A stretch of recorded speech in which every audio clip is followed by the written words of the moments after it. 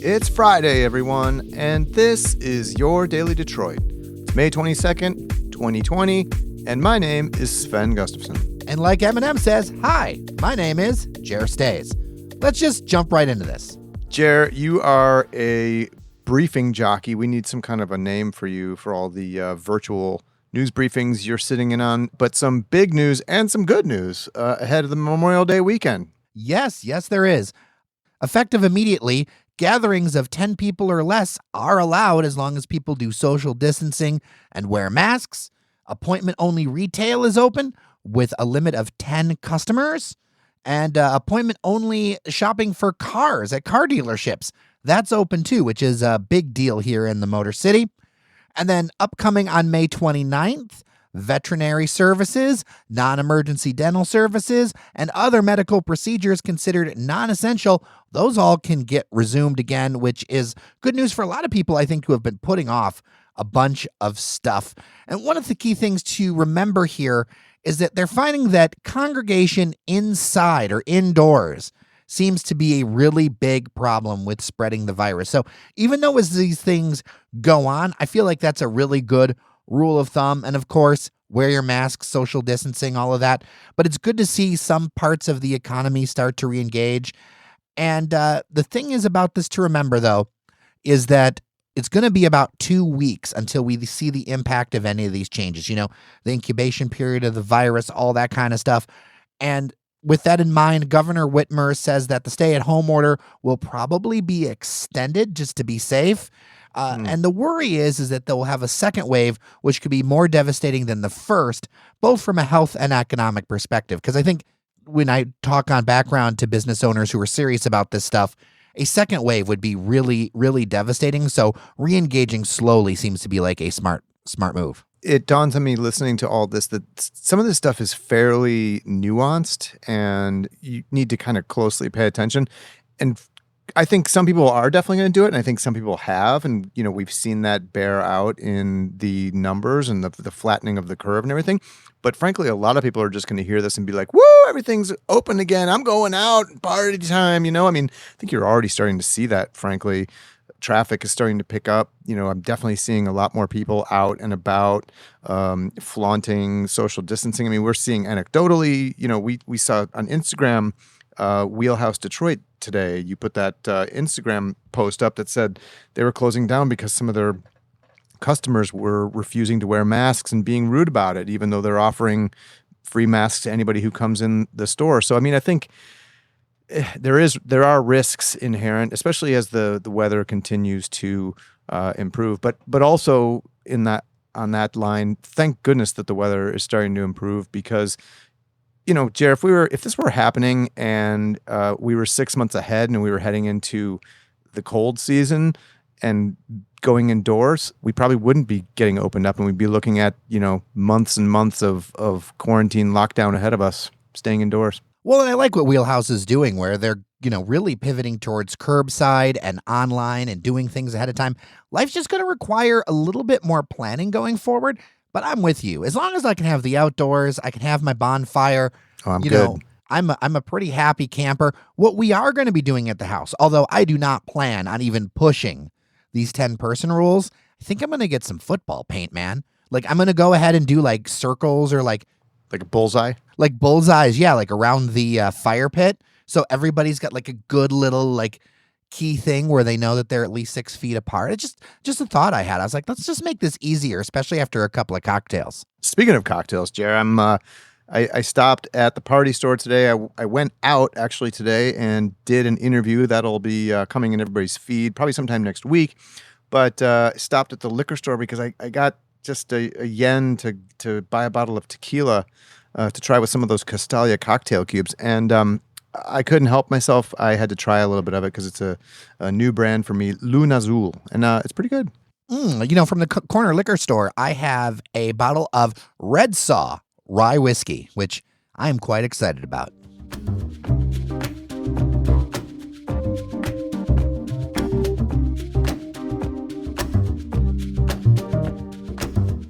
All right, let's turn to the daily coronavirus figures. The state of Michigan on Thursday said there were 501 new cases and 69 deaths from COVID-19. That daily fatality includes 31 deaths uncovered in a review of vital records, so it represents lagging figures.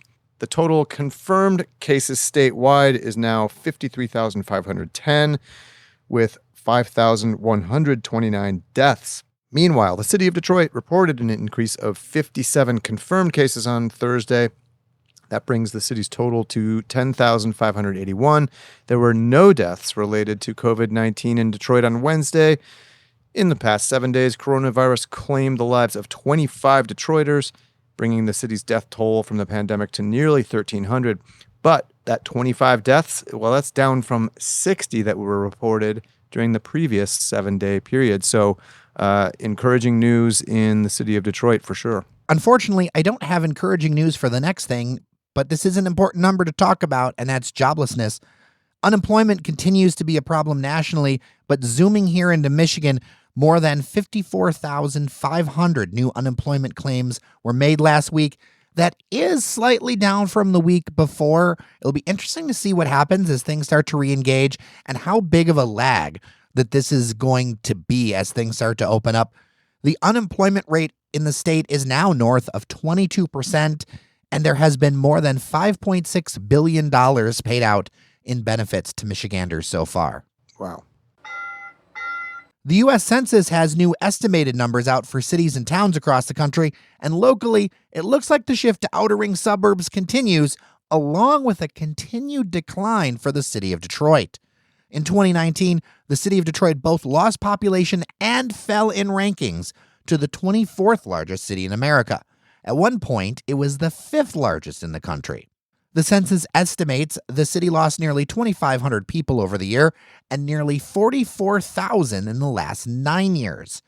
Detroit, as of last summer, now has just 670,000 or so people in it. Now, these overall 2019 numbers are estimated, and this is why government officials are so into getting residents to fill out the census to try to correct that if they're off with those estimates, as well as each resident means about $5,500 in federal aid per year for the city budget. But when it comes to filling out the census itself, just 46% of city households have so far, which is not a great sign, Sven. And as to why, doing some background on this thing, a number of groups just simply don't trust the government or understand the impact the census has. And there are historical reasons for this. There is a lot of distrust in the city community around that and among African Americans and Hispanics when it comes to, giving away information to the government. But I can tell you, as a household that did fill it out, it takes almost no time, and according to the law, census information cannot be shared with other agencies except in aggregate. Yeah, filling out the census is critical for federal funding. You mentioned the $5,500 per resident. I think I read that Michigan gets about $30 billion in federal funding each year based on census results. So it's very important. It's also important in terms of our congressional representation is determined based on our population. So if our population goes down because not enough people fill out the census, we have fewer representatives in Congress and less power on the national stage. What's happening here is it's discouraging, right? Overall, the 6-county Detroit metropolitan region lost nearly 2,500 residents as of July. This is all estimated. But, Jerry, you and I have talked about it many, many times. Our whole region has been stagnant and even declining essentially since the 1970s, right? Which is a huge indictment of where we're going. We are clearly not on the right track if we cannot grow at a time when the rest of the country is posting population gains. We cannot afford to continue the status quo. We have to do some new things, and we have to let go out of, many of our outmoded practices and our preferences, And I think remaining as this region where the, exurbs like Macomb Township and Canton Township and Shelby Township are the ones that are showing the biggest gains in population, while the inner ring where the inner city of Detroit and inner ring suburbs lose population or stay stagnant, that is not going to cut it. We are just spreading the same number of people out further and further, adding to the cost of infrastructure, adding to deteriorating roads and water infrastructure and all that stuff. And it is just not a recipe for progress. I'm not here to disparage other communities, but it's one of those things of if the population isn't growing, should we really be adding more land and more stuff that we have to pay for? I mean, that's one of the problems. Like we just talked about the dams yesterday. We've talked about sewers how many times? I did a deep dive about like Macomb County's sewer situation, which You dove into the sewer. I did, but there was a real reason for it, because if people are wondering why our costs are going up, that's why, because we're covering so much more area and that stuff ages. We're building more and more stuff for the same number of people. It's asinine. Wanted to quickly pass along a message from notable Hamtramckian Mickey Lyons that the Hamtramck Labor Day Festival and its associated Hamtramck Yacht Club canoe races will not take place this year. She says they'll be dreaming and scheming and planning an even better festival for the future. I am sad about this one because that's Labor Day. That's out there. Jer, you had me at Hamtramck Yacht Club canoe races. Please explain. Well, so basically, they make canoes, but they're on wheels, and you do it down the streets of Hamtramck, which is just amazing. That sounds ridiculous and awesome. That's kind of the definition of Hamtramck.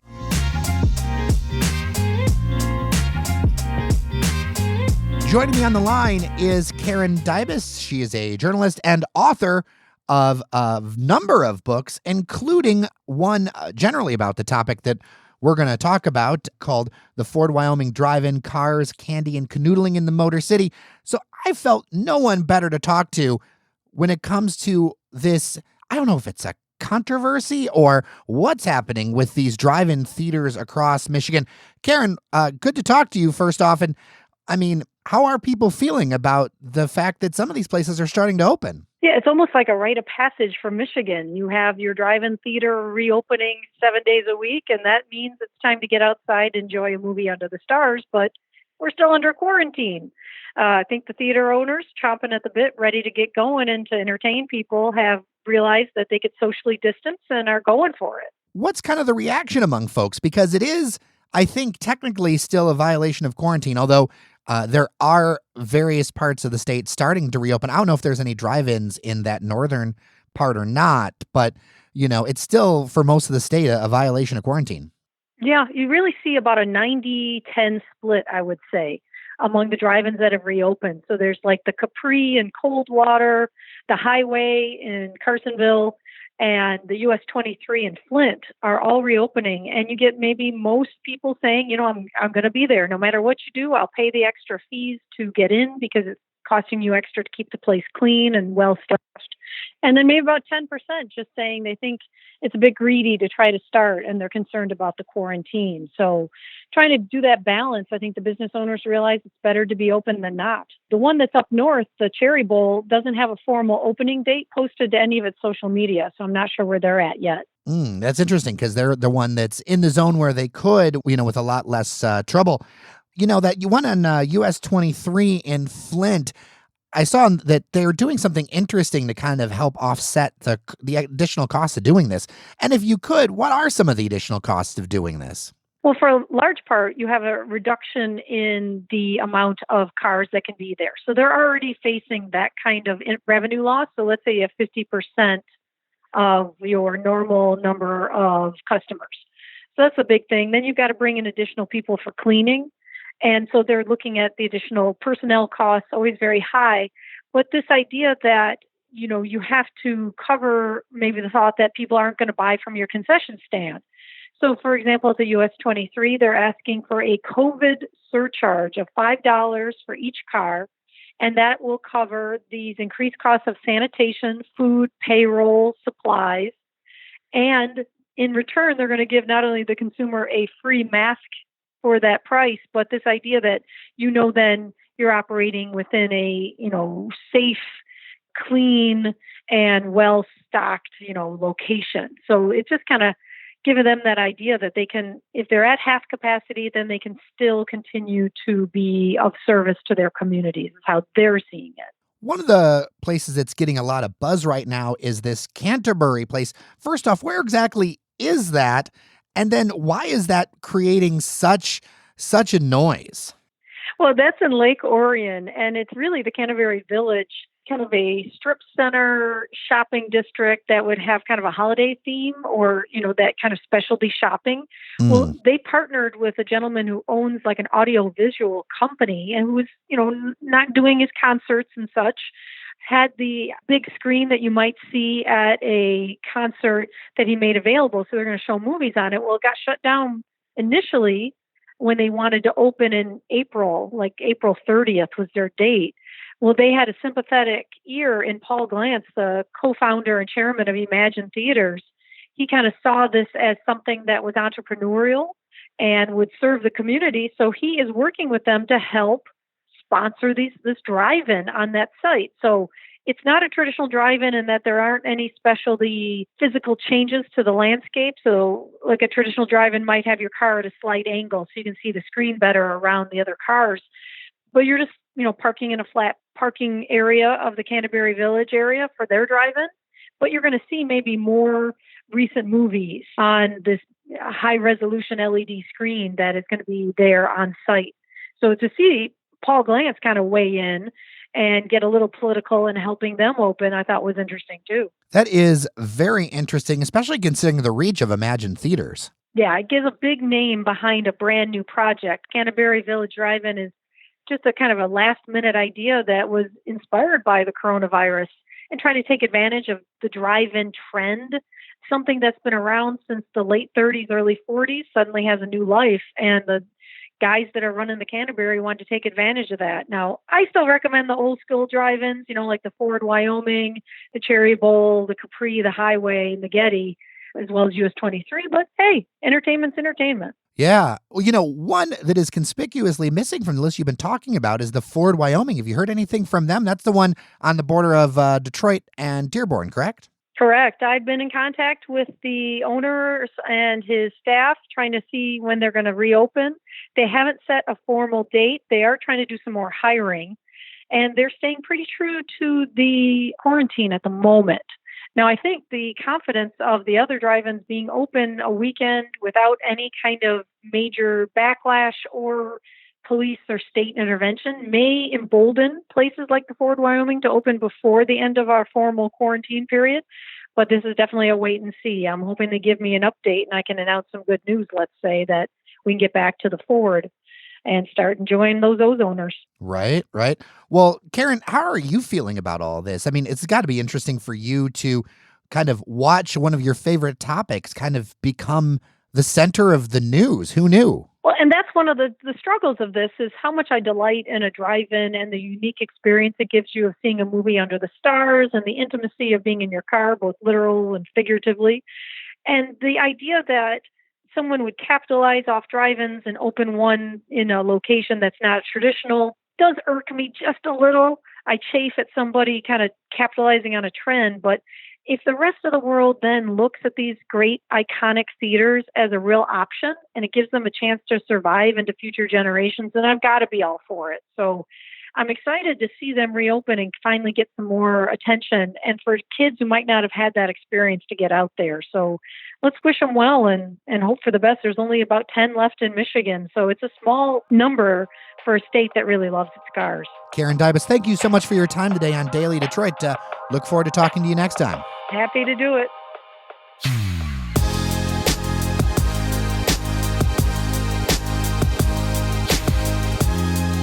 Alrighty, friends, that's it for our show today and for the week.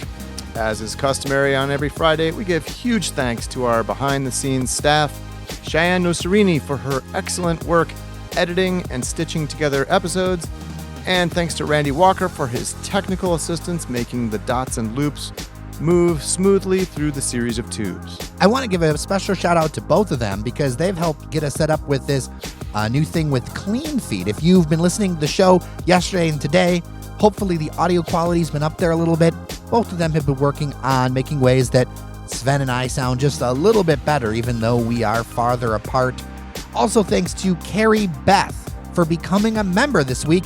Much appreciated, and we're glad that we've become part of your routine. It does mean a lot to us. And apparently Carrie likes dams, too. Yes, she sent some great dam feedback. You can be like Carrie and our other fabulous members by going to patreon.com/dailydetroit and choosing the monthly level that best fits what you're able to give. Know it's tough up there, totally understand, but the folks who do support us make it so that everybody else can listen to this show for free, because independent media like us depends on support from our listeners. So thank you very much. With that, I'm Jer Stays. And I'm Sven Gustafson. Thanks to everyone for listening. We'll be kicking back like the rest of you over this long holiday weekend, socially distancing from others as appropriate, of course. But that means there'll be no show on Monday, Memorial Day. We'll see you again on Tuesday. Until then, take care of each other, and we'll get through this whole weird thing together.